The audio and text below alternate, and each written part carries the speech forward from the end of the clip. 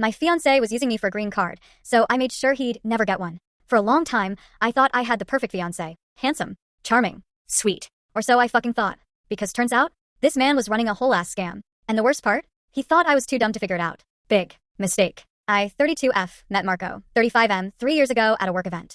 He was from another country, had this sexy accent, and treated me like I was his entire world. Within a year, he proposed. And I thought I was the luckiest woman alive. But slowly things got weird. The first red flags. Marco had zero interest in planning the wedding. Like, none. Didn't care about the venue, the guest list, the cake. But you know what he did care about? The paperwork.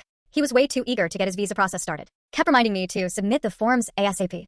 That was weird, but I brushed it off. Then, there was the language thing. The language barrier that exposed everything. Marco always spoke his native language on the phone, which was fine, except every time I walked into the room. He got quiet. Or switched to English.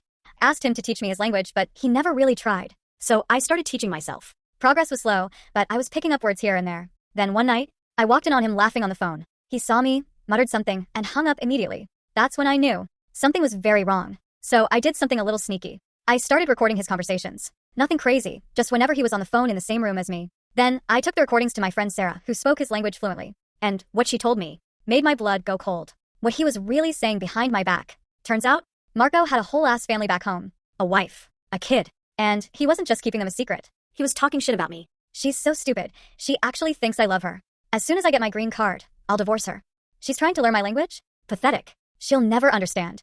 Oh, but guess what, Marco? I understood that just fine. And now, it was my turn to play the game. The plan. How I ruined his life. I didn't confront him right away. No. I played along. Acted like the clueless, love-struck fiancé. Started planning the wedding. Let him think he had won. Then, 1 week before our wedding, I went nuclear. The wedding that never happened. I invited all our friends to a pre-wedding celebration, including Marco's friends. Then, in front of everyone, I played the recordings. Loud as hell. Everyone heard exactly what he said about me. That he was using me. That he had a wife and kid back home. That he thought I was too dumb to catch on. Marco? He fucking panicked. Tried to deny everything, but Sarah translated every word. People were horrified. His friends ditched him. My family ripped into him. And his visa application? Oh, that shit was already handled. How I made sure he'd never get a green card. See, before I exposed him, I contacted immigration authorities. Sent them copies of the recordings.